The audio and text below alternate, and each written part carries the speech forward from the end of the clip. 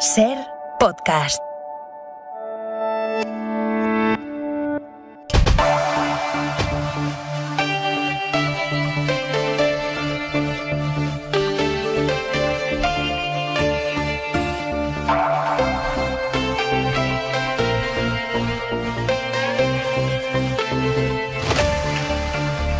Y en el último momento, el gesto de altura política llega de tierras forales. Unión del Pueblo Navarro, el partido que en el Congreso opera habitualmente como aliado del PP, ha sabido desmarcarse de la cerrazón política de su socio y mañana apoyará la reforma laboral.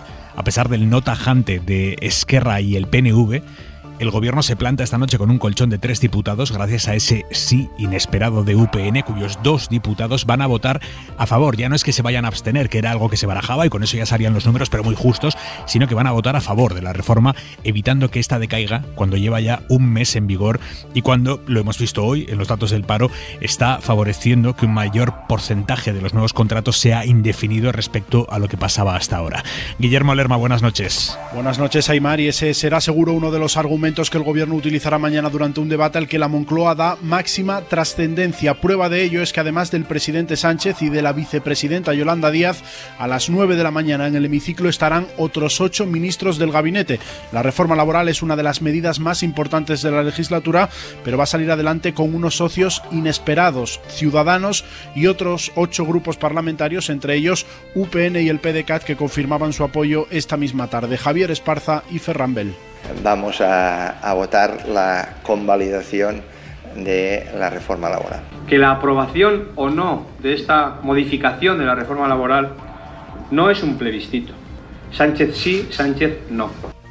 Así que al margen de los partidos del gobierno, la reforma laboral, la medida bandera de la vicepresidenta Yolanda Díaz, solo va a contar con el apoyo de 3 diputados de la mayoría de izquierdas, Compromís y Más País. Salvo cambio, los socios habituales se van a mantener en el no tras una negociación que además ha provocado un cruce de reproches entre Unidas Podemos y Esquerra, como este de esta misma mañana entre Yolanda Díaz y Gabriel Rufián. Hemos planteado propuestas, como saben, respetando el acuerdo de diálogo social, que no han sido respondidas. Es una trágala y Esquerra Republicana no pacta, ni negocia, ni vota trágalas. Creo que hay quien se ha pasado de frenada, quien creía que nos iba a presentar algo y lo vamos a firmar, como si fueran las tablas de Moisés. El decreto contará con 176 votos a favor y 173 en contra. Gracias, Guillermo. Por lo tanto, muchas preguntas para hacernos esta noche. Primera, ¿cómo se ha fraguado la negociación para que UPN finalmente esté en el sí? Segunda, que mañana Ciudadanos vaya a votar a favor abre una nueva etapa de entendimiento con el gobierno. Y tercera, ¿qué efectos políticos va a tener esto para Yolanda Díaz, que mañana verá cómo su reforma laboral sí sale adelante, pero gracias a la vía Ciudadanos de la que ella intentó renegar hasta que ya no le ha quedado más opción? Lo vamos a analizar todo con Enric Juliana. ¿Cómo estás, Enric? Muy bien, muy buenas noches. Elisa de la Nuez, buenas noches. Hola, buenas noches. Y Pablo Simón, muy buenas noches. Buenas noches. Antes, el día en 2 minutos, Marina Fernández. El día en que 6 personas han sido detenidas en Lorca por el asalto violento al pleno del ayuntamiento, 7 en total desde el lunes, todas ya en libertad con cargos. Un miércoles en el que Estados Unidos ha anunciado el envío inminente de tropas al este de Europa para hacer frente a la amenaza rusa en Ucrania. El portavoz del Pentágono ha insistido aún así en su voluntad de negociar. Para Rusia es un paso destructivo que dificulta una salida política a la crisis. Mientras, Bruselas ha declarado sostenibles la energía nuclear y el gas al menos hasta 2035. Dice la comisaria de Servicios Financieros que no hay ambigüedad y que es una consideración temporal para facilitar la transición energética. De la pandemia, la Fiscalía General del Estado ha reclamado a las Fiscalías de Madrid, Barcelona y Ciudad Real toda la información de las investigaciones sobre las muertes en residencias y sobre la pederastia en la Iglesia. Las comisiones de investigación en el Congreso terminan siendo más una plataforma para el habitual enfrentamiento entre los partidos políticos que para una búsqueda real de la verdad. El portavoz de los obispos ha criticado una posible investigación en el Congreso, pero se niega también a impulsar una comisión independiente que aborde el asunto. Un día que nos deja este testimonio en la SER. El daño emocional y el maltrato, y que yo lo que estoy pidiendo ahora mismo es justicia para mi hija que ha sido abusada. El testimonio de Sara Casas, en su día menor tutelada y madre ahora de 4 hijos, todos tutelados por la Junta de Andalucía, que niega esas acusaciones. Y 4 días después, Televisión Española ha publicado el desglose de las votaciones del Benidorm Fest, y no parece que vayan a ayudar a callar la polémica. La ganadora, Chanel, solo recibió el 4% del voto popular frente al 70% de Tansugueiras. Nosotros no tenemos ningún interés en que se elija una canción u otra. Ha defendido Alfonso Morales, secretario general de RTVE. Lo que ha quedado claro es la diferencia entre las preferencias del público y del jurado. Y en la contra de hora 25.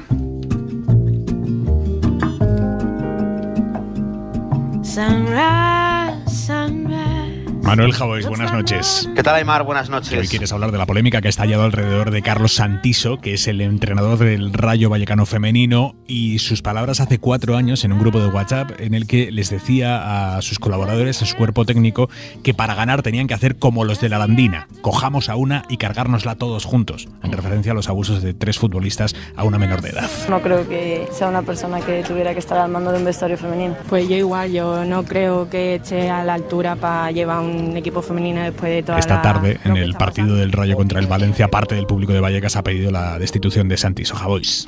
Bueno, hay una distinción creo que valiosa, ¿no?, entre lo privado y lo público, siempre que el que haga el comentario privado, como es el caso, no tenga esas responsabilidades públicas. Lo que se le pasa por la cabeza cuando escribe esas cosas, yo no lo puedo saber. Yo sé que cuando uno trabaja con madera no puede bromear con el fuego en privado, primero porque las llamas no entienden de intimidad, y segundo porque la gente se quema en público y también se puede quemar en privado. Es decir, tampoco sé lo que les ha pasado, no entiendo nada de esta polémica, Aymar, tampoco sé lo que les pasa por la cabeza a los dirigentes que han elegido a ese entrenador, salvo lo común, es decir, que es un buen tío, que nos cae bien, aunque en los chats bromee con violaciones masivas, que es como si un instructor de vuelo se pone a hacer bromas sobre llevar los aviones al Empire State. Pues te voy a decir algo, chico, no hace gracia, ¿sabes por qué? Porque ya ocurre, ya ha ocurrido, y esto es exactamente lo que le falta a la gracia del entrenador del Rayo Vallecano femenino. Esa broma no tiene ningún sentido, porque no es una broma, es una realidad, es un hecho. Todo eso que está contando ya lo han sufrido muchas mujeres. Hasta mañana, Javois. Adiós, Aymar, chao.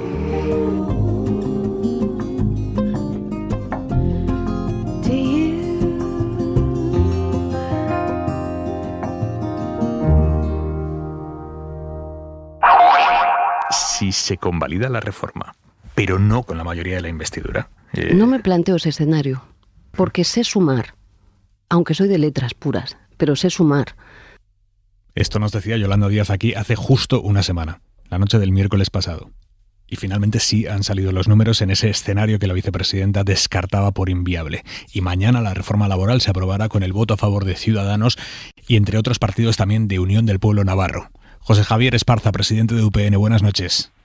¿Qué tal? Buenas noches. ¿Qué les ha llevado finalmente a votar a favor? Bueno, nosotros desde el inicio creo que fuimos muy claros.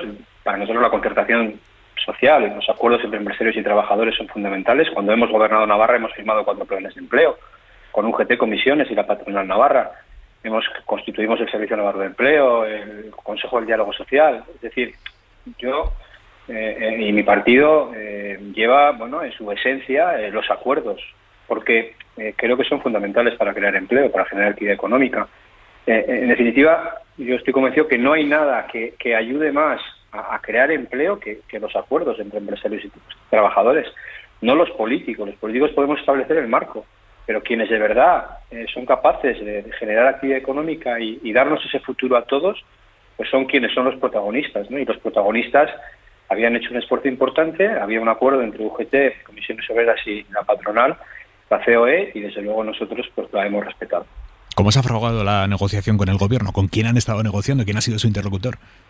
Bueno, pues hemos hablado con la parte del gobierno del PSOE. Sí que es cierto que también desde Podemos se contactó inicialmente, pero fue un contacto, yo creo que a ver si estamos dispuestos a hablar. Dijimos que sí, pero no se nos ha llamado. Hemos hablado con la parte del PSOE. Yo, en fin, las conversaciones creo que tienen que ser discretas. Bueno, y desde luego yo no voy a desvelar quién, sí que digo en qué entorno. Y bueno, pues hemos intentado pues poner blanco sobre negro. A nosotros nos preocupaba que se respetara el acuerdo desde el punto de vista de UGT, de Comisiones Obreras y de la COE, que no se jugara después a nada raro desde el punto de vista de las modificaciones posteriores que estaban pidiendo algunos. Y bueno, pues yo creo que esa era una de las claves. Eso se nos ha garantizado. Y bueno, más allá de quién gobierne de quién gobierne España, más allá del PSOE, en este caso, pues lo cierto es que están los españoles y están los navarros, y creo que una vez más pues UPN pues ha demostrado que es un partido de Estado, que es un partido de gobierno, que tiene responsabilidad, y que hay una máxima que nosotros tenemos, y yo suelo repetir mucho, que lo que es bueno para Navarra es bueno para UPN, pues lo que es bueno para España y es bueno para Navarra es bueno para UPN, y esta reforma lo es. ¿Cómo ha sentado en el PP que ustedes vayan a facilitar la aprobación de la reforma que para ellos es tan horrorosa? Bueno, yo lo que creo es que hay respeto. Nosotros somos 3 formaciones políticas que conformamos Navarra Suma, donde cada una además en el Congreso de los Diputados puede votar libremente lo que considere.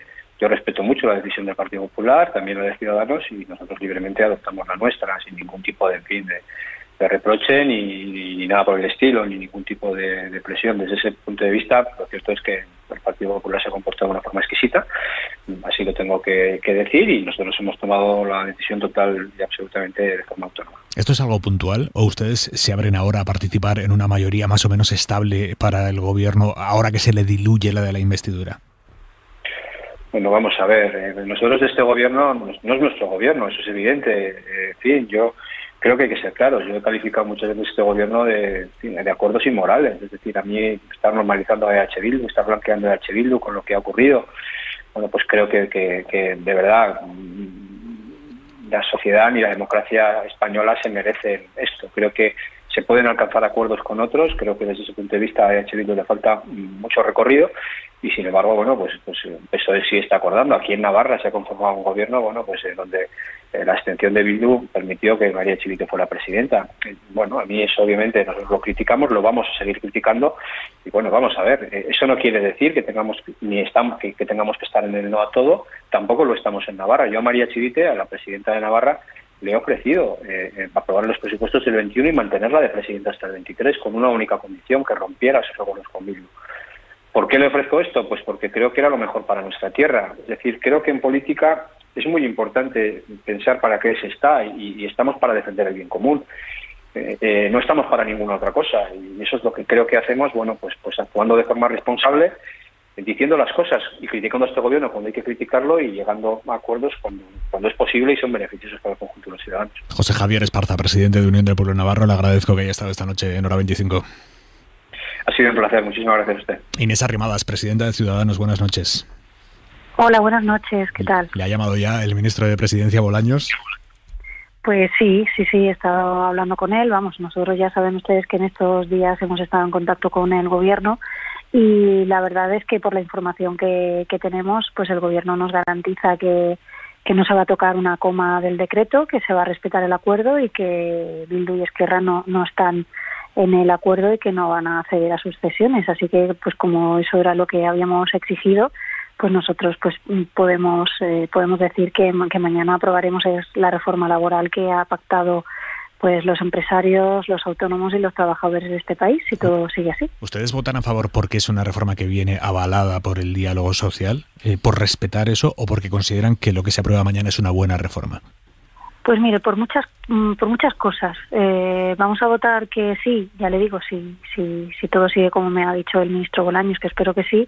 Primero porque es fruto de un acuerdo entre los trabajadores y los autónomos y los empresarios de este país, porque es infinitamente mejor de la que quería hacer Podemos, y de la que se comprometió a hacer Podemos, y de la que prometió Sánchez, y la de que quería pues la izquierda más radical. Y en un tercer lugar porque el no convalidarla en estos términos es darle un poder a Bildu y Esquerra de que marquen las relaciones laborales en este país, y como pues eso no es bueno para España, nosotros siempre defendemos el interés general. Ya le digo, yo como liberal mejoraría algunas cosas de esta reforma, pero la verdad es que objetivamente, teniendo en cuenta lo que este gobierno había prometido y teniendo en cuenta pues bueno los compromisos que tenemos con Europa, pues me parece que es un bien menor, digamos, del que podríamos hacer, pero sin duda es bueno para España, y yo creo que en esta vida hay que hacer lo correcto, y lo que es bueno para España pues hay que apoyarlo, y ahí va a estar Ciudadanos, que es un partido de Estado siempre. Por los datos que usted tiene, por lo que le ha dicho Bolaños, ¿el PNV está descartado o todavía hay posibilidad de que entre?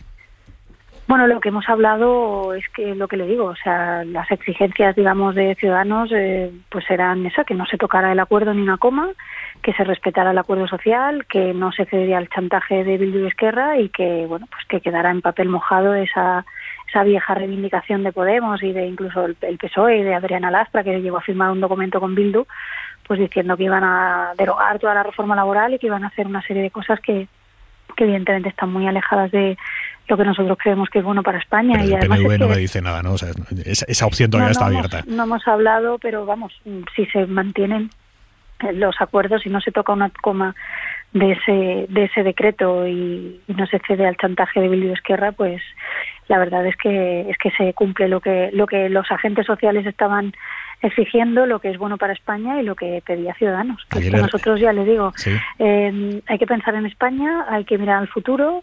Es evidente que el mercado laboral español hay que mejorarlo. Tenemos muchísima precariedad, muchísimo paro, los jóvenes tienen muchos problemas para acceder a un trabajo de calidad y la gente mayor de 50 para mantenerlo, y tenemos que seguir trabajando, pero sinceramente con esta reforma laboral lo que se va a conseguir es que muchas de las cuestiones de flexiseguridad que se pudieron incorporar en el 2012 pues se consolidan también con un gobierno supuestamente de izquierdas y con un gobierno que tiene un ministerio de trabajo llevado a cabo por Podemos. Es decir, aquí hay que pensar en la gente que mañana va a firmar un contrato, en la gente que mañana está buscando empleo, en los autónomos que tienen que levantar la persiana, y hay que pensar en el interés general, y ahí Ciudadanos lo tiene muy claro y siempre vamos a estar ahí. ¿Por qué cree que Yolanda Díaz insistió tanto en que no querían sacar la reforma con ustedes? O preguntado de otra manera, ¿que ustedes mañana voten a favor de la reforma es un fracaso de Yolanda Díaz?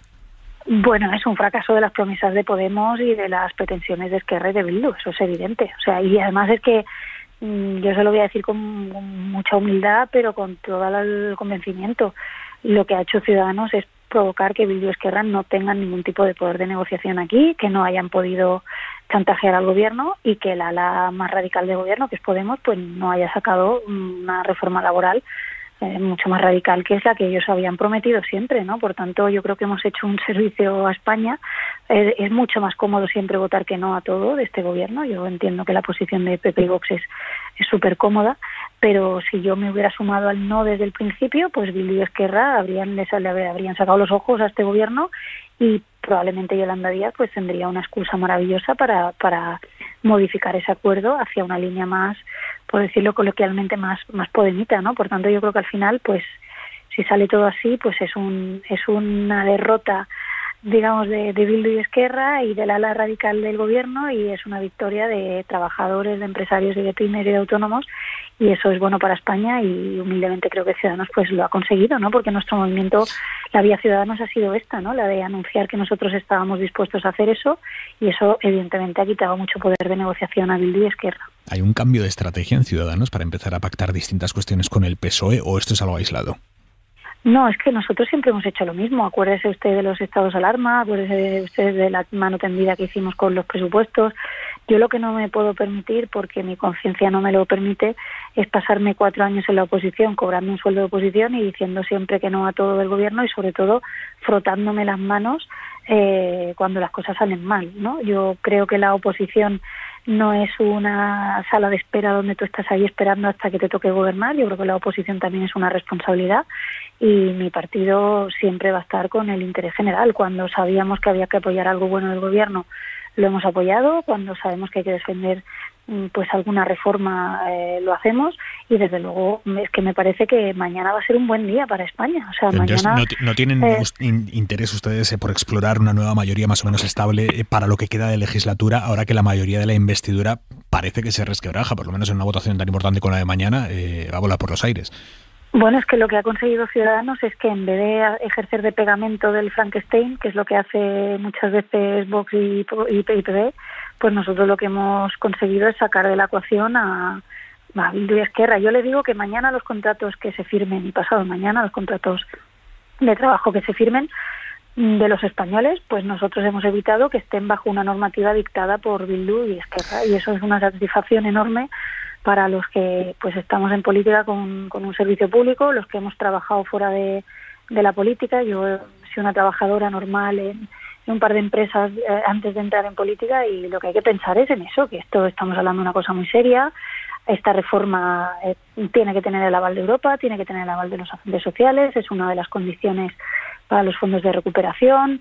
y es infinitamente mejor que la que quería hacer Podemos y la que pretendía sacar Bildu y Esquerra. Así que yo creo que si mañana sale todo bien, pues va a ser un buen día para España y una derrota del separatismo chantajista. Y sobre todo pues una victoria, yo creo que del sentido común de los trabajadores, de las pymes y de los autónomos de este país. Hablando de cosas muy serias que decía usted, si después de las elecciones del 13 de febrero estuviera en manos de Ciudadanos hacer presidente a Mañueco o a Tudanca en Castilla y León, ¿a quién harían presidente? Bueno, nosotros queremos hacer presidente a Igea, que sería un magnífico presidente, que seguro que no se carga el gobierno como ha hecho Mañueco y seguro que no lo quiere reventar como ha hecho Tudanca con una moción de censura que no tenía ni pies ni cabeza, ¿no? Yo creo que de verdad, o sea, yo veía el debate, no sé si tuvieron ocasión de verlo el otro día entre los candidatos, y había una diferencia abismal porque se ve los candidatos del PP y PSOE, pues que son candidatos pues siempre de partido, que no tienen una trayectoria profesional fuera de la política, que van repitiendo estas promesas que llevan 35 años del PP y PSOE, y en media pues había un señor que, oye, podrás estar de acuerdo o no con todo lo que dice, pero que es un señor real, que tiene una profesión fuera de la política, que se cree lo que está diciendo y que sabes que no te está mintiendo, ¿no? Yo creo que eso es lo que se merece Castilla y León, política de seriedad, de honestidad, de sensatez, y vamos a por todas a seguir gobernando, porque la verdad es que los resultados del gobierno eran buenos y yo no entiendo en política hacer eso. Yo creo que lo que ha hecho Casado teledirigiendo una voladura del gobierno en Castilla y León simplemente porque está muy incómodo con la victoria de Ayuso, pues me parece una irresponsabilidad. Aparte le digo que me duele especialmente porque toda mi familia, mis padres y mis abuelos son de Salamanca, o sea que lo he vivido también con la cercanía de que no es una tierra que me resulte para nada ajena, sino todo lo contrario. Así que vamos a por todas y a gobernar. Pero si estuviera en sus manos hacer presidente a Mañueco o a Tudanca, ¿a quién harían presidente?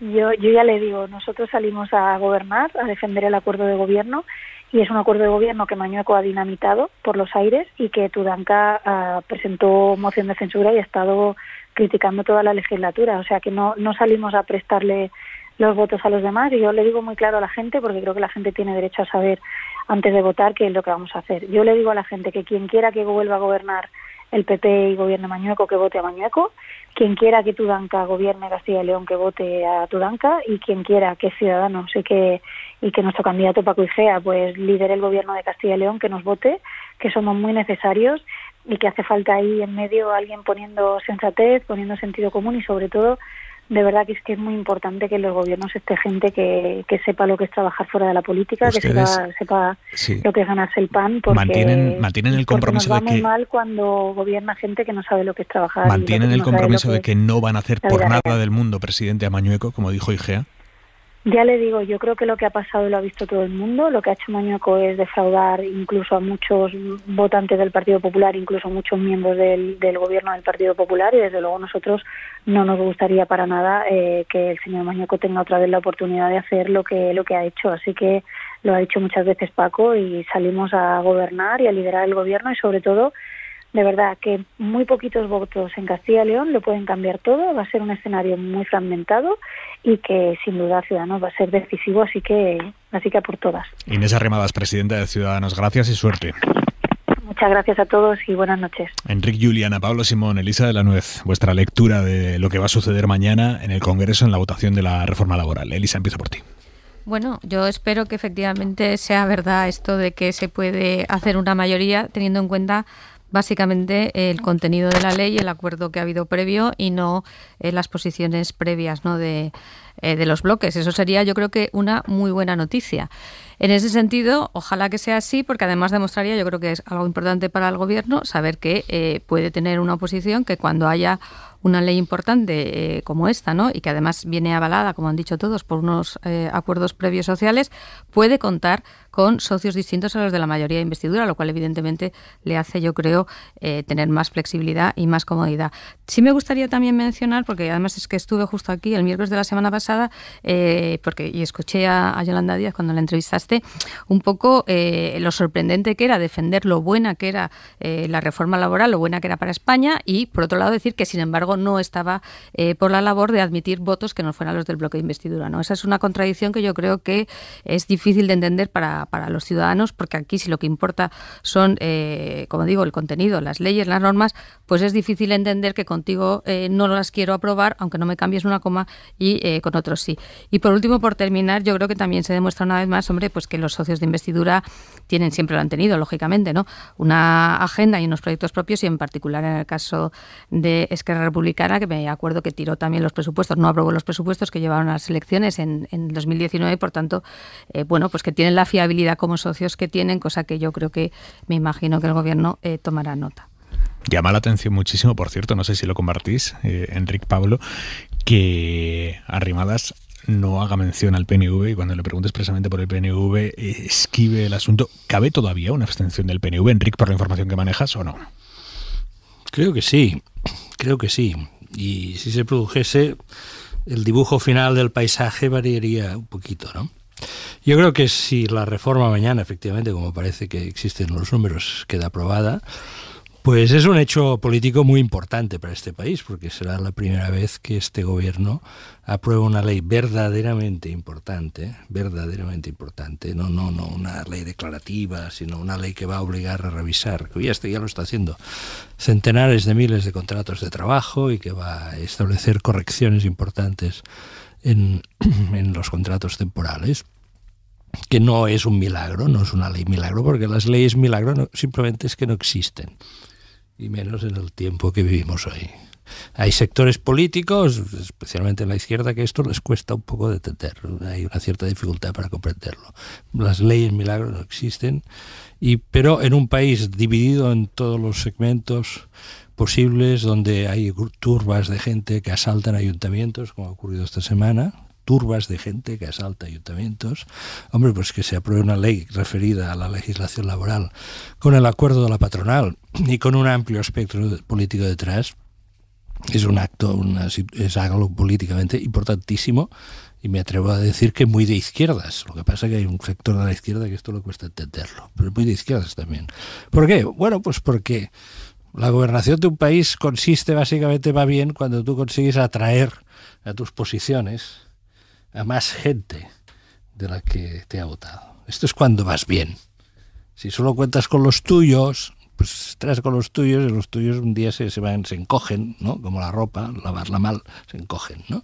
Esto es lo que hay. Si Yolanda Díaz no hubiese buscado un acuerdo amplio, no habría negociado afanosamente como negoció, habría propiciado la ruptura de las negociaciones, y ahora estaríamos discutiendo sobre la hipótesis de una reforma laboral aprobada exclusivamente en sede parlamentaria. Por lo tanto, creo que la votación es buena para el país, es buena para el gobierno, es buena para la ministra de Trabajo, es mala para los que se querían cargar este acuerdo, es mala para los que cavilaban la posibilidad de que la ministra de Trabajo mordiese el polvo en este episodio. Y al final sí que creo que queda una cosa que hay que consignarla también: es bueno políticamente el acuerdo, es buena la votación, pero la mayoría política de apoyo al gobierno no existe,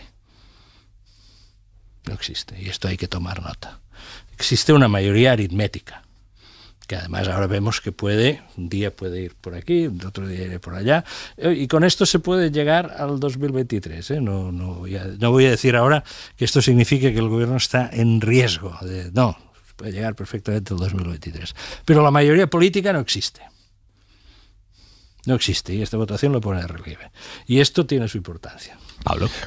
Llega a puerto una de las reformas estructurales más importantes que hemos abordado en los últimos 5 años, me atrevería a decir, además en un periplo en el cual hemos visto también una gran cantidad de equívocos casi lingüísticos, ¿no? Nos acordamos de cuando se hablaba de derogar la reforma laboral, cuando esto se fue matizando, cómo se fueron moviendo las posiciones, y realmente esta ley ha tenido 2 fases. La primera fase, que para mí es la crucial y la más importante, es la de concertación con los agentes sociales. Y ha sido importante porque era una reforma estructural prometida ante Bruselas, precisamente ligada al plan de recuperación. Era muy importante por conseguir que los actores estuvieran dentro del acuerdo, tanto sindicatos como patronal, y por lo tanto hacer que las leyes laborales vuelvan a estar pactadas entre ellos, y esto es muy importante.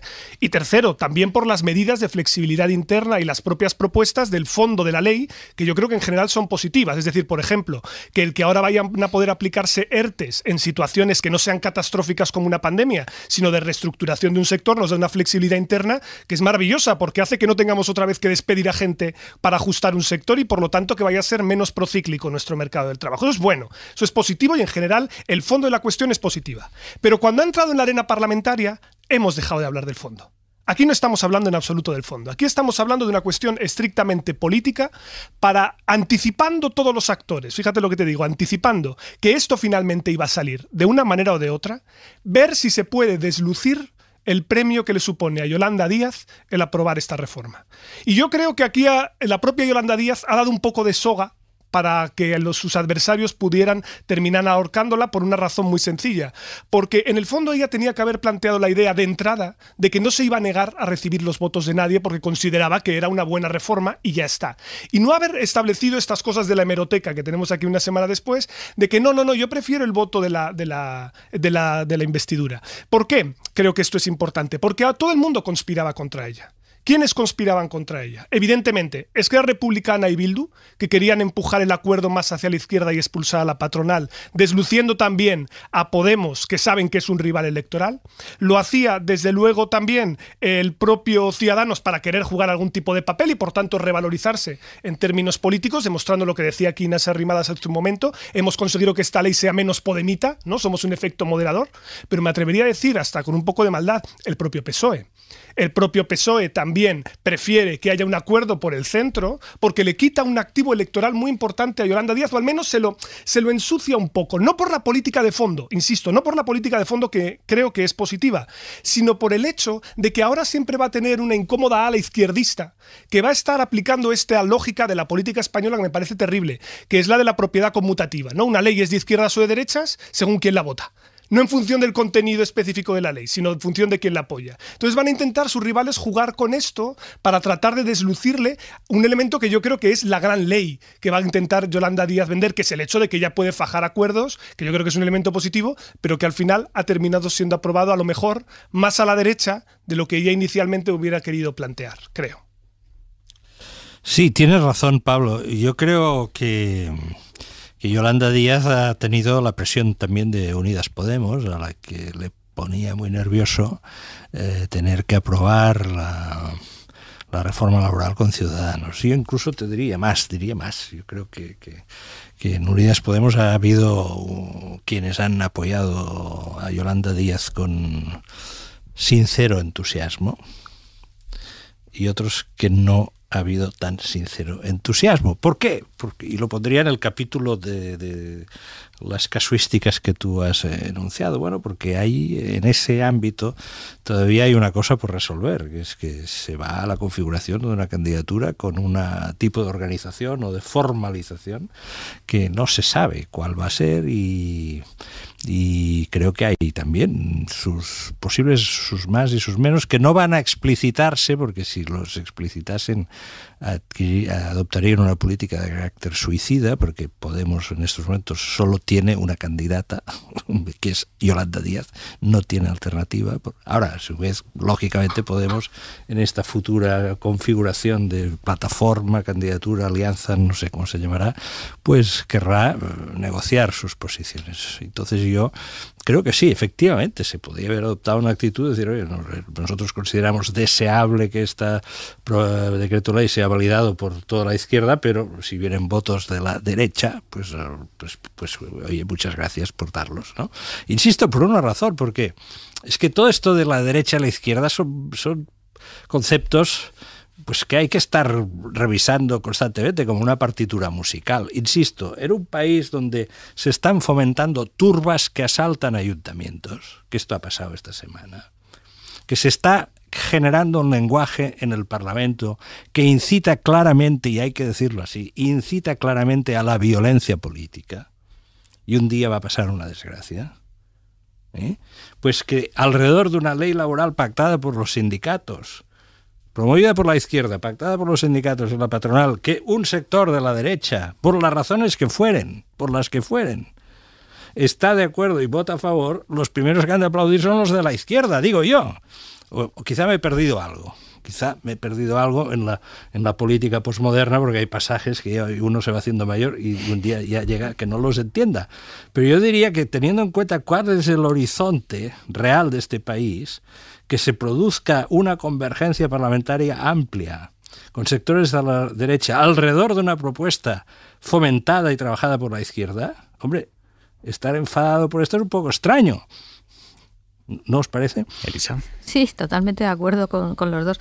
Yo creo que efectivamente el tema de Yolanda Díaz quizá no seguro, le ha perjudicado, ¿no?, su perfil de candidata claramente, por tanto se le ha tratado también un poco y la verdad también ha mezclado un poco las dos cosas, pero yo creo que lo interesante es resaltar efectivamente, como decía también antes Enrique, que esto es importante, ¿no?, que es importante que se puedan llegar a acuerdos transversales sobre temas de mucho calado. Tú decías, es que es la única reforma estructural que se ha hecho esta legislatura, ¿para qué nos vamos a engañar? Esta es la única. Entonces, que esto tenga un acuerdo transversal, aunque sea avalado o más que avalado, incentivado desde la Unión Europea, el Fondo de Recuperación, es importante. Y ojalá que pasara con más cosas. Y de acuerdo también con Enrique, a mí me parecería un enorme éxito, tanto por la izquierda como por la derecha, por quien proponga una norma, que se la voten personas que vengan del otro lado.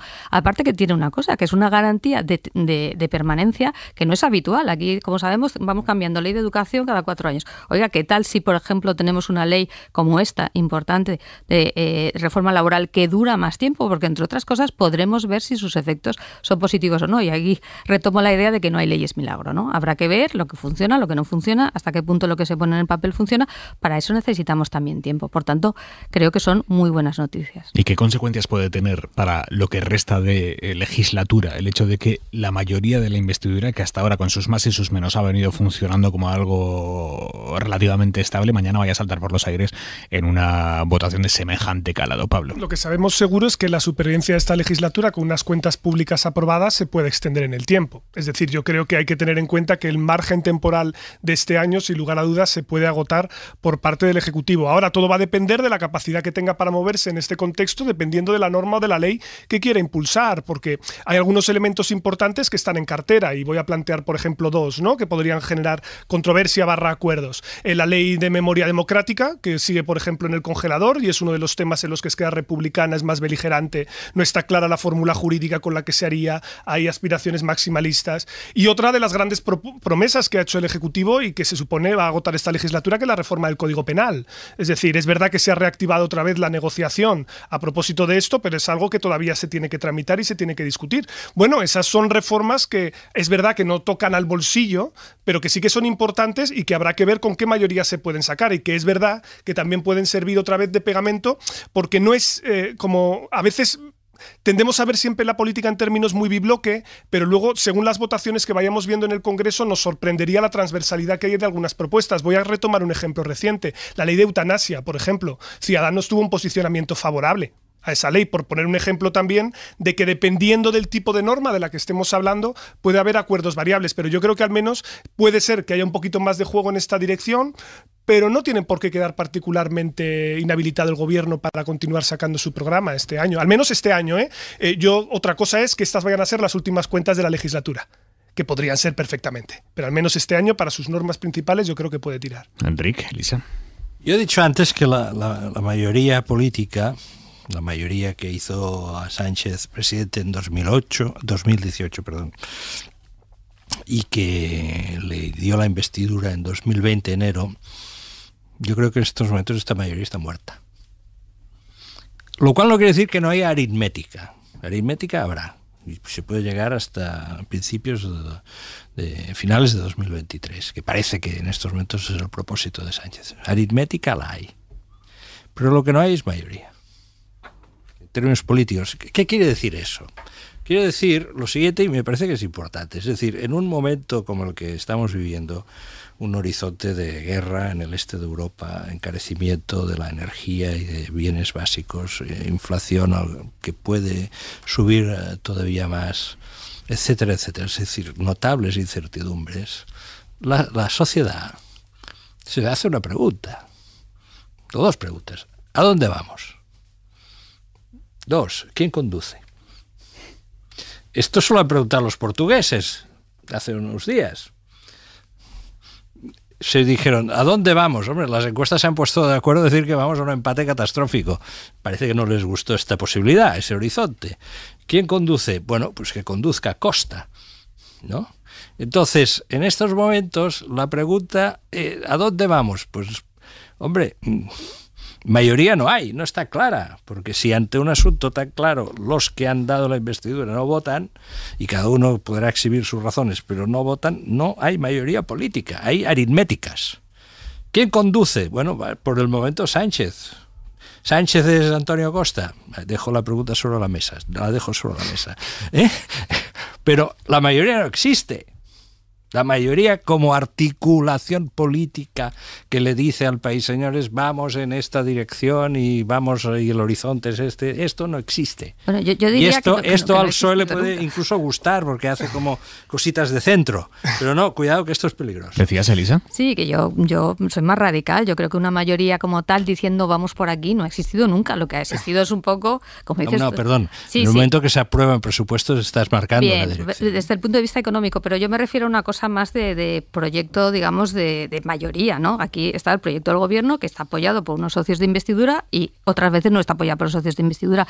Pero esa idea que tú has dicho de a dónde vamos, yo creo que eso nunca se ha conformado en torno a esa mayoría política. Claramente, además, porque los partidos nacionalistas, lógicamente, insisto, tienen claramente una agenda propia en términos nacionalistas. Por tanto, es difícil decir, yo para España quiero, no, yo quiero para Cataluña, yo quiero para el Vasco. Yo creo que eso es así. Pero volviendo un poco a lo que decía Pablo, yo tampoco lo veo muy dramático desde el punto de vista de la estabilidad del gobierno. Yo creo que puede aprobar normas, tendrá que ver cuáles sí y cuáles no, y luego tiene el fabuloso instrumento del Real Decreto Ley, que lo ha utilizado con mucha profusión durante esta legislatura, precisamente por los problemas lógicos que tiene de mayoría. De todas maneras, sí que hay una regularidad empírica, que es que a medida nos vayamos acercando al final del año, el gobierno va a sudar mucha más tinta. Es decir, a medida el contexto vaya a ser preelectoral, todos los partidos van a intentar marcar más perfil político y por lo tanto va a sudar más para sacar las normas. Por lo tanto, aquí también hay un poco de cálculo, ¿no? Que es en qué me opongo, en qué no, en qué al gobierno le interesa forzar la máquina y en qué no. Porque también hemos visto que en ocasiones, por ejemplo, con el tema laboral, a propósito de Esquerra, las presiones tienen una capacidad limitada para llegar, en esta tendencia que hay tanto a presionar y menos a negociar, ¿no? Pues bueno, yo creo que esto lo vamos a ir viendo también en la legislatura y eso es que hay que ir a lo concreto, es decir, ¿por qué Bildu vota en contra de la validación del decreto ley? Primero porque el sindicalismo nacionalista vasco, ELA y el LAB, pero básicamente ELA, que es el más fuerte, ha dicho no queremos que comisiones obreras y UGT ganen peso en el País Vasco. Ya está. Y luego por otra cosa, porque Bildu aspira a absorber a Podemos en el País Vasco de cara a un futuro ciclo electoral. Porque Esquerra ha dicho que no al final, pese a que tiene su política, no es del sindicato nacionalista, sino presencia en comisiones obreras y sobre todo en UGT. ¿Por qué? Pese a ello, pese a conexión con los sindicatos. Bueno, pues porque Yolanda Díaz les da miedo que en unas elecciones generales les afeite en la circunscripción de Barcelona. Y les da miedo que Yolanda Díaz le dé fuerza hacia arriba a Ada Colau, porque para ellos la posibilidad de conquistar la alcaldía de Barcelona en las próximas municipales es muy importante. O sea, existen razones.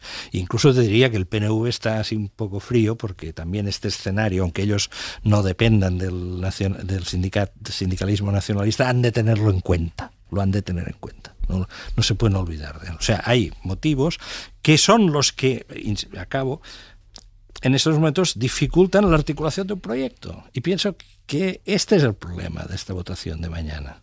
No de si este se deja 3 pelos en la gatera, el otro se deja 4 y el otro 5, no. El problema es que esa articulación de proyecto se desvanece. Veremos qué sucede en el futuro, a corto o medio plazo, en la legislatura, qué sucede con ese proyecto político que sustenta al gobierno, pero de momento esta noche la única certeza es que los negociadores del gobierno va a ser la primera noche que puedan dormir plácidamente, teniendo ya garantizada mañana la aprobación de la reforma laboral, cosa que hace una semana no estaba. A esta hora sí lo está. Mañana se aprueba la reforma laboral en el Congreso y además el gobierno tiene un colchón que no es demasiado, pero son 3 diputados, que no es el único diputado de colchón que parecía que iban a tener cuando UPN podía situarse en la abstención. No, finalmente UPN, en ese gesto que destacábamos al inicio, UPN mañana va a votar a favor y por lo tanto la mayoría que sacará adelante la reforma laboral tendrá un colchón de 3 diputados. Hoy allí en el Congreso, en la sesión de control, hemos visto una maniobra parlamentaria que ha llamado mucho la atención, la del PSOE con sus diputados preguntando a sus ministros sobre cuestiones de Castilla y León a semana y media de las elecciones en Castilla y León. Campaña en el Parlamento. No es la primera vez que se hace. Esto era muy habitual hasta la época de Zapatero, que desterró el hecho de que los diputados del partido del gobierno preguntaran al gobierno en la sesión de control al gobierno. Esto que se conoce como preguntas florero. Bueno, pues hoy ha vuelto a suceder. Carolina Gómez. El PSOE ha colado hoy 4 preguntas florero a sus ministros, todas ellas sobre Castilla y León y las inversiones que está haciendo allí el gobierno. Entre ellas la del parlamentario José Luis Acebes, que ni siquiera ha llegado a formular porque la bancada del Partido Popular se le ha echado encima. De los 35 años de gobierno del Partido Popular en Castilla y León se han perdido 200.000. Señorías. Varios minutos le ha costado a Batet recuperar la normalidad del Pleno. Después, la ministra Teresa Rivera intentaba responder y el diputado popular Pablo Hispán les acusaba de hacer un uso torticero de las sesiones de control. Los últimos 3 años este Gobierno ha invertido un 26% más de lo que había invertido el Gobierno de Mariano Rajoy en 8 años en Castilla y León. ¿Se dan cuenta ustedes? Señor Angulo, por favor. Qué ridículo y qué bochorno si una vez más no hubieran olvidado que estamos aquí para controlar al Gobierno de Sánchez y no a la oposición ni al Gobierno de Castilla y León, que va a ganar las próximas elecciones. El PP va a presentar una queja ante la mesa del Congreso porque el Gobierno ha tratado de convertir, dicen, en un mitin la sesión de control. Algunas fuentes del Partido Socialista reconocían hoy que quizá se han pasado de frenada. Faltan unos minutos para las 11 de la noche, las 10 en Canarias, y nos vamos en directo a Murcia. José Vélez, delegado del Gobierno, buenas noches. Hola, muy buenas noches. Ahora mismo, ¿cuántas personas hay detenidas? O, aunque no estén en este momento ya detenidas, ¿a cuántas se ha detenido por el asalto violento al Ayuntamiento de Lorca? Bueno, pues en el día de hoy se han producido 6 detenciones y una en el día de ayer. ¿Y estas personas? En total, 7 personas detenidas. ¿Y están ya en libertad? Sí, están en libertad con cargos y también pues decir que tanto la Policía Nacional como la Policía Local de Lorca pues seguirán trabajando para poder ampliar esta investigación. Me dice libertad con cargos, ¿qué cargos? Bueno, pues por desórdenes públicos y atentados a la autoridad. ¿Todas? ¿Las 7? Sí, en principio las 7 son por desórdenes públicos y atentados a la autoridad. ¿Están expresando algún tipo de arrepentimiento en los interrogatorios policiales? Bueno, pues hemos oído y visto a alguna persona que ha sido detenida, pues efectivamente expresar un arrepentimiento instantáneo y también pues han podido explicar que en algún caso pues han sido utilizados. Esto pues es preocupante porque hemos visto cómo algunas fuerzas políticas pues han utilizado a algunas personas pues para poder llegar a una confrontación que en este caso no debería de haberse producido en ningún momento. ¿Utilizados por quién, señor Vélez? Bueno, pues hemos podido ver algunos representantes políticos que durante varios días han ido creando ese caldo de cultivo y alentando que se produjese este tema. Bueno, no lo digo yo, ayer se contó en este mismo programa y se pudo escuchar a quienes han intoxicado y provocado una situación que la verdad que es muy triste y por cierto aprovecho para pedir a la clase política responsabilidad para que no volvamos a ver hechos como los que hemos tenido que lamentablemente sufrir en la ciudad de Lorca. Yo creo que los políticos siempre tendremos que demostrar siempre por encima de la ciudadanía una responsabilidad que, por cierto, en algunos partidos no la estamos viendo. ¿Usted cree que hubo desde la política quien instigó la violencia, quien buscaba que se generara la violencia? Bueno, no creo que llegase a ese extremo. Buscar la violencia sería mucho decir por mi parte. En ese caso, desde luego, no creo que fuese así, pero sí instigaban la confrontación y el enfrentamiento ante una decisión legítima de los representantes de la ciudad de Lorca. Desde luego que es muy triste que personas que dicen representar a la ciudadanía pues lleguen a instigar situaciones que ponen pues en peligro la democracia. Por lo tanto, ahora mismo hay 7 personas que han sido detenidas, se les ha interrogado, se les ha puesto en libertad con cargos. A partir de aquí, ¿va a haber más detenciones en las próximas horas, días? Bueno, las investigaciones policiales son rigurosas, siempre lo son. La Policía Nacional trabaja siempre de manera seria, rigurosa y también, pues permítame, con celeridad, aunque no lo parezca, con celeridad. Los tiempos mediáticos son instantáneos y mucho más rápidos, pero la labor de la Policía Nacional siempre es impecable y lo ha sido también en este caso. El jefe superior de Policía Nacional en la región de Murcia, Alfonso Navarro, ha estado informándonos en todo momento y también pues ejerciendo esa titularidad en el control de las fuerzas y cuerpos de seguridad del Estado, en este caso la Policía Nacional, para que se garantizaran los derechos de la ciudadanía, de toda la ciudadanía, y se procediese a la investigación como lo están haciendo. Delegado, ha hecho referencia a algo que sucedió ayer en el programa, así que entiendo que escuchó también cómo nosotros dimos paso a unas palabras de un empresario del queso que había hablado con nuestros compañeros de Radio Murcia, que reconocía haberlo hecho. ¿Esta persona está entre las 7 detenidas? Bueno, decirle que anoche no pude escuchar el programa porque tenía unos compromisos que tuve que atender y me impidieron escucharlo. Pero hoy ya lo sabe de quién le estoy hablando, del empresario del queso, que reconoció él en los micrófonos de la cadena SER haberlo hecho. Bueno, efectivamente yo creo que ha sido el primero en lamentar lo que ocurrió y me da la sensación de que el arrepentimiento ha sido instantáneo y por lo tanto tengo que entender que es sincero. Sí, pero no me ha contestado si es una de las 7 personas detenidas. Bueno, desde luego yo no puedo transmitirle las personas que han sido detenidas, le puedo decir que el número es de 7 y no puedo dar datos más allá de lo que les estoy diciendo. Y por los vídeos, fotos, testimonios que han recabado, ¿cuántas personas estuvieron involucradas en el asalto al ayuntamiento? Porque fueron más que 7. Sí, efectivamente. En las imágenes se pueden ver algunas personas más de 7, como hemos podido observar.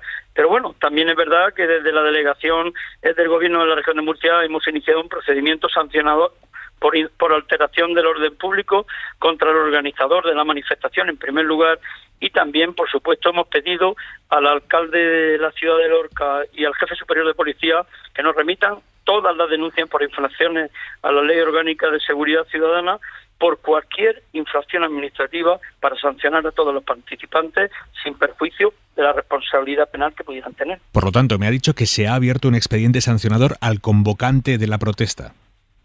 Sí, claro, por supuesto que sí, mediante la Ley de Seguridad Ciudadana, la Ley Orgánica, y por supuesto que todas las infracciones que se hayan producido van a ser sancionadas por la delegación del Gobierno, no cabe duda.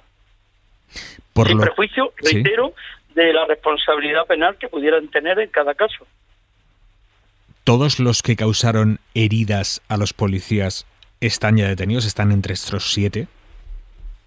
Bueno, las investigaciones han llevado a detener 7 personas, que pudieran ser más en las próximas horas. Pues bueno, la investigación que está haciendo tanto Policía Nacional como Policía Local nos dirá. Ahora mismo son 7 y no le puedo decir si en las próximas horas se pueden producir más. La investigación sigue abierta, como es natural, porque tanto Policía Nacional como Policía Local van a seguir investigando. ¿Cómo están los agentes heridos en el asalto? Bueno, yo no tengo constancia que haya en estos momentos ningún problema, ningún agente, y desde luego lo que sí puedo decirle que han actuado con una profesionalidad absolutísima, y desde luego mi agradecimiento absoluto a todas las fuerzas y cuerpos de seguridad del Estado y por supuesto también a la Policía Local de Lorca, que hizo un trabajo conjunto con la Policía Nacional encomiable. ¿Hubo fallos en la preparación del dispositivo para proteger al ayuntamiento? Porque la vista hasta que fue suficiente no fue. Bueno, yo creo que el dispositivo era suficiente para lo que se pudiera prever. Luego las circunstancias llevaron a otra situación no previsible Y desde luego, pues yo creo que en la situación que se produjo, las fuerzas y cuerpos de seguridad actuaron perfectísimamente, porque lógicamente se podría haber producido algo bastante peor si las fuerzas y cuerpos de seguridad no hubieran actuado con la profesionalidad que lo hicieron. José Vélez, delegado del Gobierno en Murcia, le agradezco que haya estado esta noche con nosotros en Hora 25. Muchísimas gracias a ustedes. Lo analizamos todo ahora, en un minuto. Y empezamos a cerrar este miércoles 2 de febrero, Marina. Con esta cifra de las que marean los 118.000 millones de dólares que ingresó en 2021 Meta, la empresa de Mark Zuckerberg, que antes conocíamos como Facebook. Sus beneficios crecieron un 35% respecto al año anterior. Viajando de vuelta a España desde Abu Dhabi, termina el miércoles el presidente del Gobierno para reunirse mañana con Alejandro Palomas, el escritor que ha denunciado haber sufrido abusos sexuales en un colegio religioso, en un centro de La Salle. Cerramos el día con 3 previsiones en la agenda internacional. Sergio Mattarella jura mañana su cargo de presidente de la República de Italia, otra vez, y el presidente de otra república, la portuguesa, Rebelo de Sousa, va a encargar al ganador de las elecciones, Antonio Costa, que forme gobierno. Y en Francia, Macron se reúne con los ministros europeos de Interior para abordar una reforma del espacio Schengen. La idea del presidente francés es impulsar cambios en la regulación de los flujos migratorios para afrontar, entre otras cosas, situaciones como la que se ha vivido en la frontera de Bielorrusia con Polonia. Está a punto de terminar el Valencia-Cádiz. Manu Carreño, buenas noches. No, ha terminado. Hola, ya. Acaba de terminar ahora mismo. Ahora mismo, así que tenemos ya 2 semifinalistas para la Copa del Rey. El Valencia acaba de ganarle 2-1 al Cádiz. Ha plantado cara el equipo de Sergio González hasta el final, pero se mete el Valencia en las semifinales. Y el otro semifinalista es el Rayo Vallecano, que 40 años después se mete en una semifinal de Copa. Vaya temporada del Rayo de Iraola, que se mete en una semifinal de la Copa del Rey, además del temporadón que está haciendo en la Liga. Para mañana, tu Real Sociedad con el Betis, y después en San Mamés, Athletic Club de Bilbao, Real Madrid. De ahí saldrán los otros 2 semifinalistas. Te escuchamos ahora, Manu. Chao. Y la ropa para mañana, Jordi Carbó, buenas noches.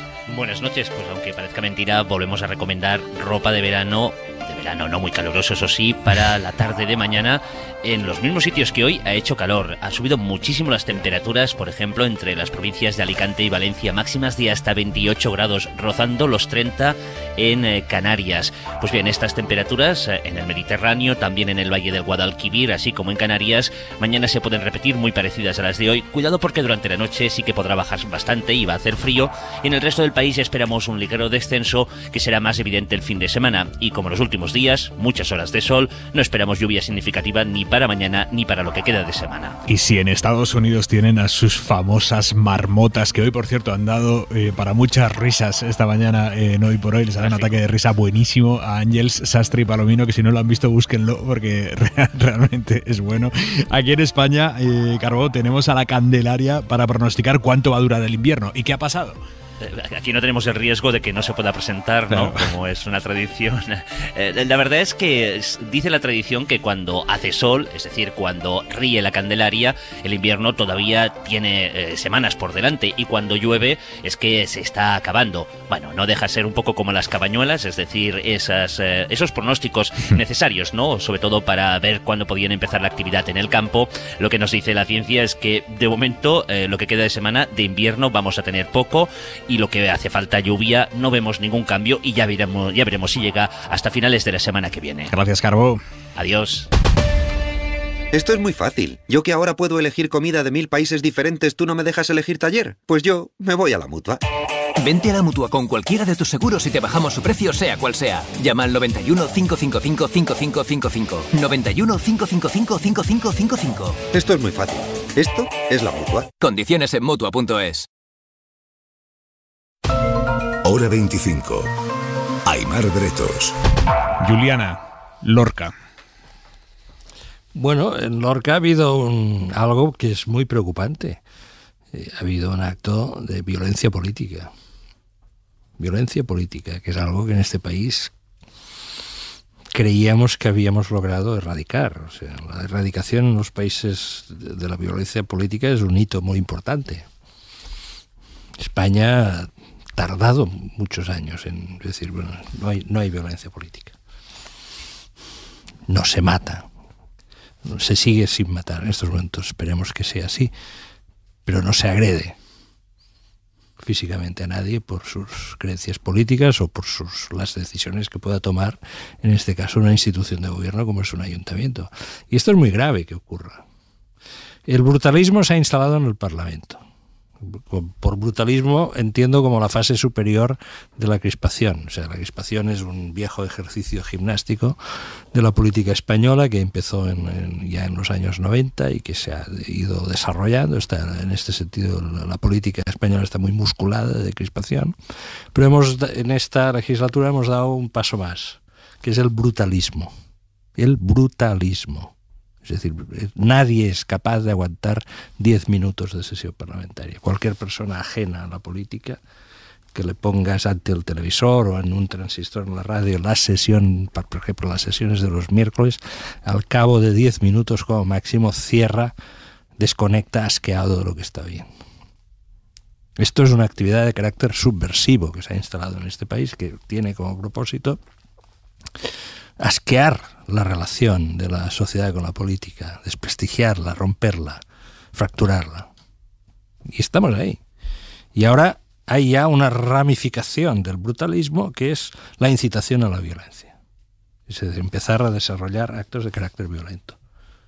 Bajo la premisa de, bueno, esto no me gusta, pues venga, ataco al ayuntamiento, me saco de encima a los 3 guardias urbanos que están en la puerta y que evidentemente no están preparados para una situación de este tipo, y me marco un Capitolio. Pues que esto ya está hecho, es que sirve el patrón y está dibujado, y además se dibujó en uno de los centros de referencia del planeta, que es Washington. El día que ya lo sabemos muy bien lo que ocurrió, porque lo vimos todos y todos quedamos muy impresionados por esa turba que entraba en el Capitolio con la intención de agredir a los senadores norteamericanos, incitados por el propio presidente de los Estados Unidos. Bueno, pues sí, cuando Calígula toma una decisión, pues florecen los Calígulas en todas las provincias del imperio, y entonces hay alguien que dice, si lo hicieron los americanos, lo hacemos nosotros. Esta es la realidad. Y esto es un tema serio, importante. Por esto insisto en lo de antes, y mientras ocurre eso, a su vez, la política democrática, la política institucional es capaz de generar acuerdos de carácter transversal, hombre, yo muchas críticas a los acuerdos transversales no haría, porque frente a este tipo de barbarie, porque esto es barbarie, lo que hay que confrontar es la capacidad de la política de funcionar, de generar acuerdos, de solventar los desacuerdos de modo pacífico. Esta es la cuestión. Y esto está en juego. Atención, es que esto de Lorca no es una anécdota, no es una cosa que ha pasado allí, no es que a uno se le calentaron. No.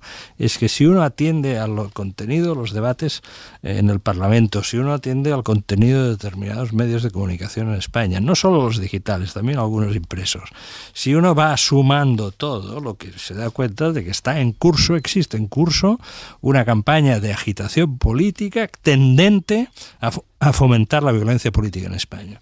Creo que es fundamental que tracemos una línea divisoria muy clara entre el derecho a la protesta, y yo soy partidario del derecho a la protesta en un sentido amplio. Creo que desde luego la gente tiene todo el derecho del mundo a protestar por las macrogranjas, por lo que le dé la gana, por las leyes con las que esté de acuerdo o en desacuerdo, y de hecho somos uno de los países, España, que por cierto en perspectiva comparada más se manifiesta, o sea, somos un país particularmente tendente a la protesta respecto a la violencia. Es decir, es muy importante trazar esa línea divisoria y sobre todo que no haya partidos políticos que coqueteen diciendo que bajo pretexto de cuál es el fondo de una protesta se pueden legitimar actos de carácter violento. Yo creo que esto es una primera exigencia que es fundamental para una conversación pública razonable.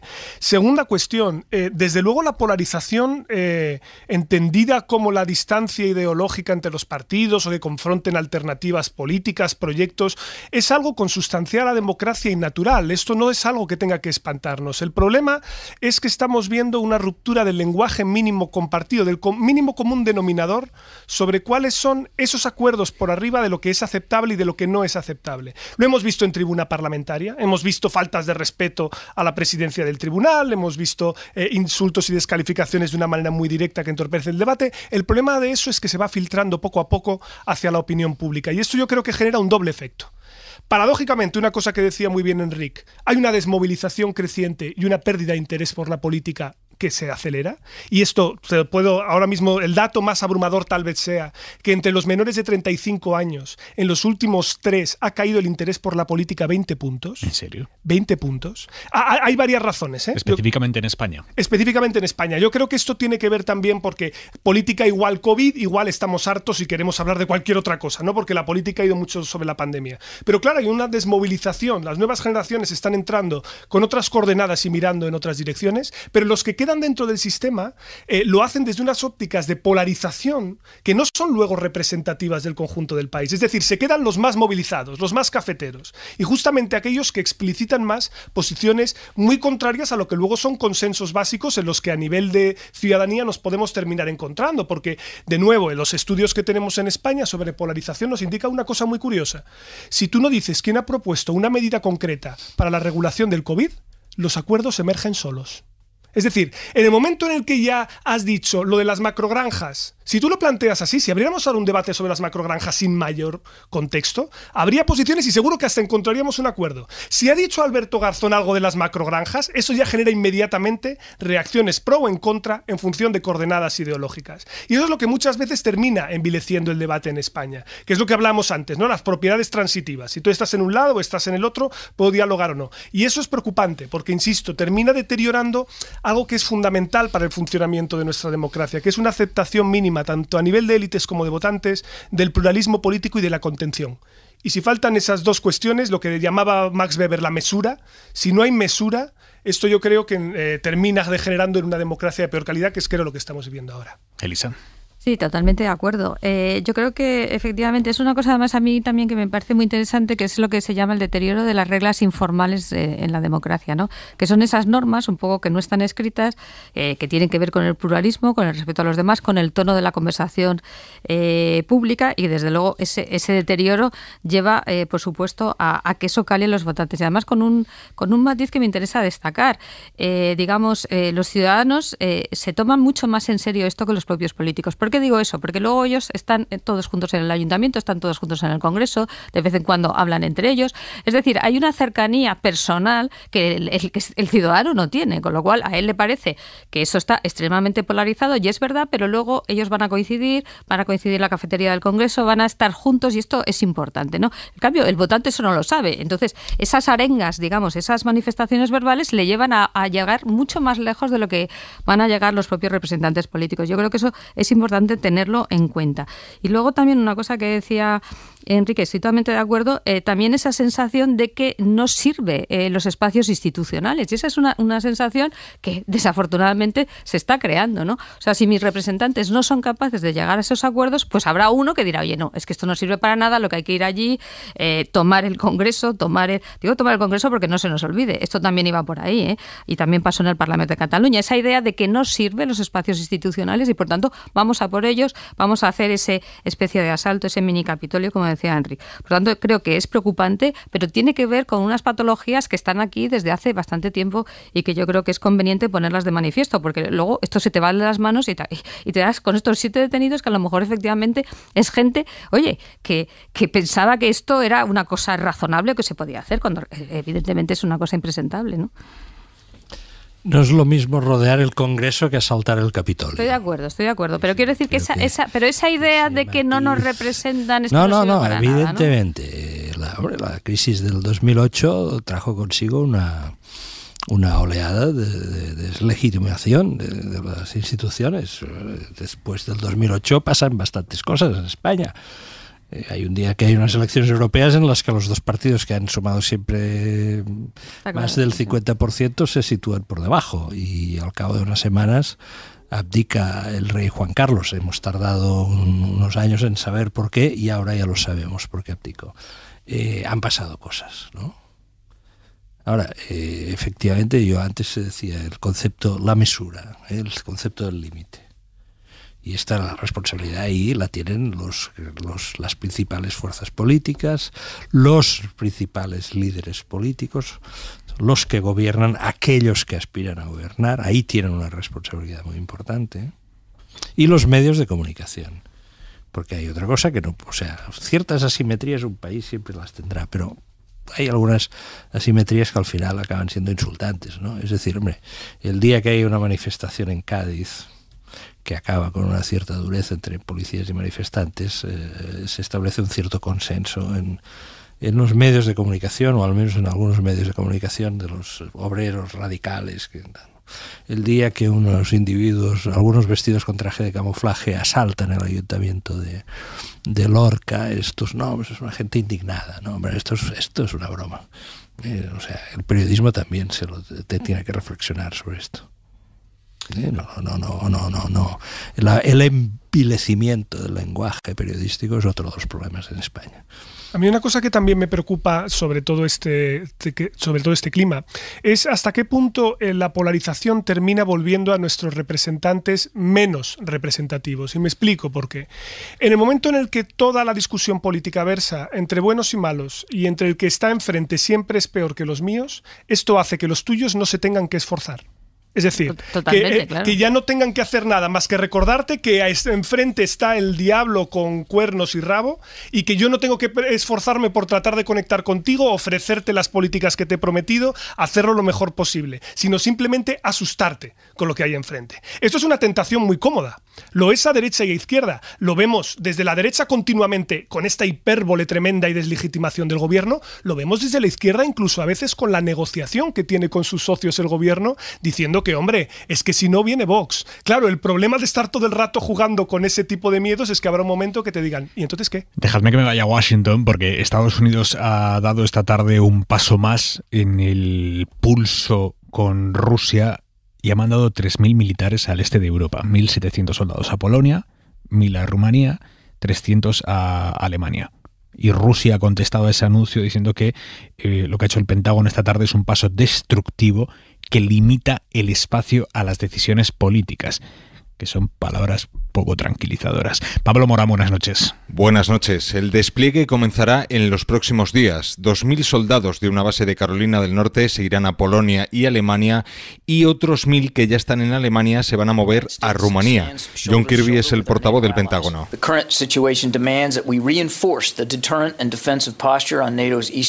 Explica que la situación actual requiere un refuerzo del flanco este de la OTAN en Europa, presente ya en Estonia, Letonia, Lituania y Bulgaria, además de los ya citados. El Pentágono dice que es importante enviar una señal clara a Vladimir Putin. No obstante,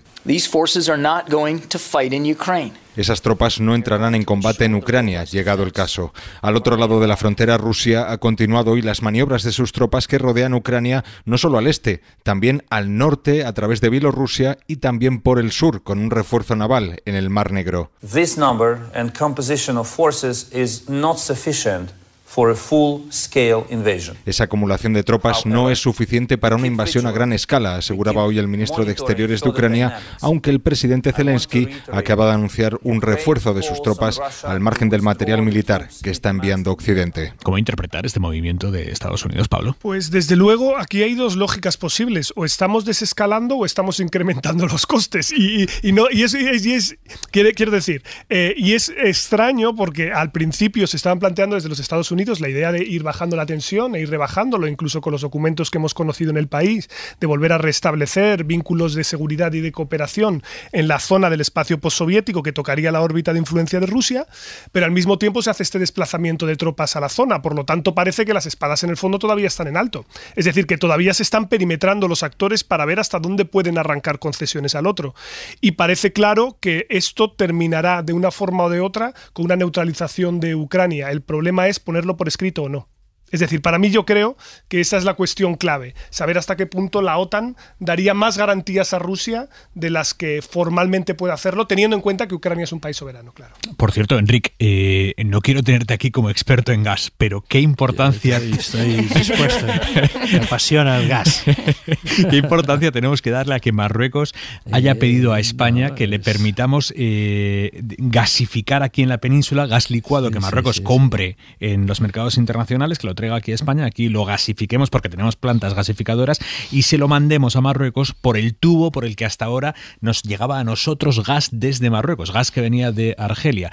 Y ahora Marruecos, que se queda sin gas porque Argelia le ha cerrado el grifo por el conflicto diplomático que tienen entre los dos países, Marruecos que se queda sin gas dice, necesito gas, bien, voy a comprarlo fuera. eso viene en barcos, viene licuado, lo vuelvo a gasificar en España y que me lo manden por el tubo por el que antes yo les mandaba a ellos. Bueno, yo creo que es importante porque si nos fijamos bien, lo que hace Marruecos es pedir ayuda a España. Y me da la impresión de que es la primera vez en bastante tiempo que Marruecos, después de la crisis que hubo en mayo del año pasado, pide ayuda a España en algún aspecto tan importante como es el de garantizar su seguridad energética. Para simplificar, hay un gasoducto, uno de los gasoductos hay dos gasoductos que conectan Argelia con España. Uno es directo, entra por Almería, por el mar de Alborán, este sigue funcionando. El que ha quedado cerrado es el que atraviesa, va de Argelia, pasa por Marruecos y llega a España a través del estrecho de Gibraltar. Este gasoducto, al pasar por Marruecos, pagaba peaje a Marruecos y el peaje se pagaba en gas. Esto suponía un BCM de gas al año, que eso sería 1.500.000 metros, 1.500 millones de metros cúbicos al año. Una cantidad importante, pero no muy grande. ¿Qué hacía Marruecos con este gas? Fabricar electricidad. El momento en que se cierra el gasoducto, Marruecos se queda sin este gas argelino. ¿Qué hace Marruecos? ¿Cuál es su primera reacción? Hacer ver que no pasa nada. Este no es mi problema. En todo caso será un problema de España porque el gas que pasaba por esa tubería ya no pasa y ahora hay que enviarlo por la otra y como no cabe todo en la otra hay que enviar barcos suplementarios. Bien. Ellos han proyectado la instalación de una planta flotante de regasificación.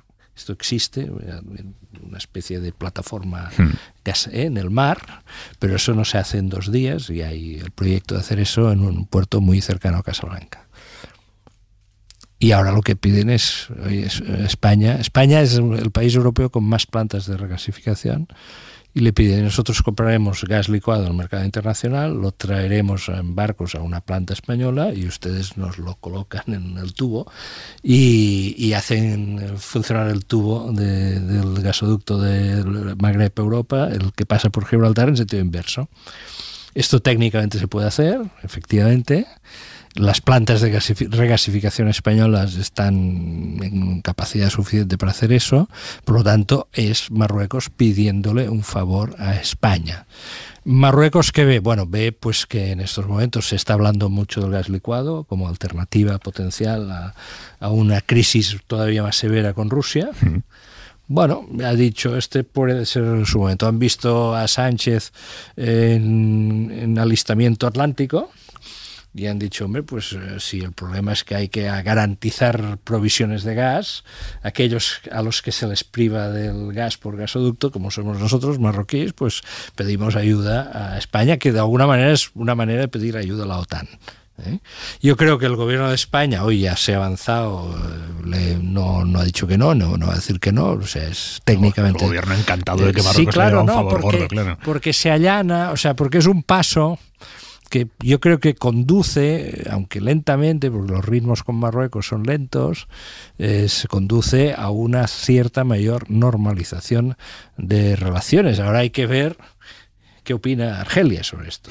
Argelia en principio no debería sentirse ofendida porque ellos lo que han hecho es consideraron que el contrato de explotación del gasoducto estaba finiquitado. Como han roto relaciones diplomáticas con Marruecos, no se abrió una negociación entre ellos. Bueno, pero otra cosa sería que nosotros les mandáramos el gas que Argelia nos manda por el otro tubo. Eso ya sería un poco de trileros, ¿no? Claro, pero no es lo que se plantea. Coge sobrantes del gas argelino, como el gas argelino huele mismo igual que el gas de Qatar o de Noruego, pues y lo reenviamos a Marruecos. En fin, este es un tema así a considerar. Apasionante. Punto y 25. Soledad Gallego Díaz. Una de las cosas que más clara está quedando en la pelea sobre la convalidación del decreto ley de medidas urgentes para la reforma laboral es la dificultad que existe y existirá siempre para mezclar las ideas y propuestas de la izquierda con las del nacionalismo.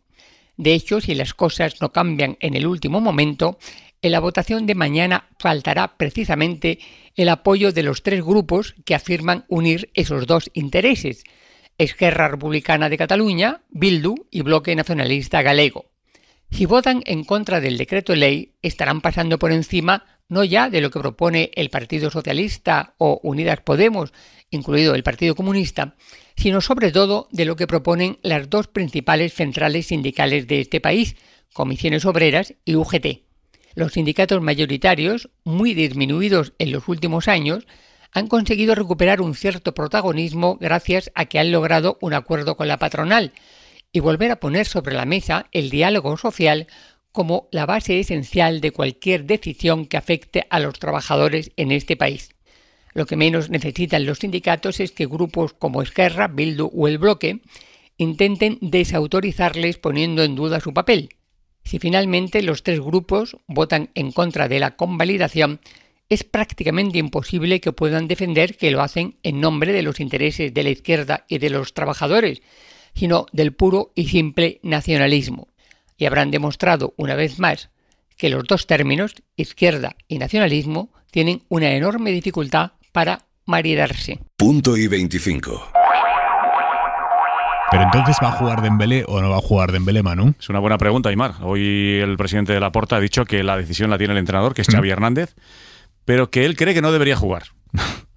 O sea, que ha dicho, no, aquí el que manda es Xavi en la parcela deportiva. Pero yo, que soy el presidente, creo que no debería jugar. Es un mensajito a su entrenador como que él manda, pero yo soy el que manda más que él. Bueno, hablaremos de eso en el Sanedrín y, por supuesto, previas de los partidos de mañana, ese Athletic Club de Bilbao Real Madrid y el Real Sociedad Betis, además de la enhorabuena a Valencia y a Rayo, que ya son semifinalistas. Te escuchamos ahora. Abrimos el larguero, señores. Elisa de la Nuez, Enric Juliana, Pablo Simón, un abrazo enorme a los 3. Un abrazo, hasta luego. Buenas noches, hasta luego.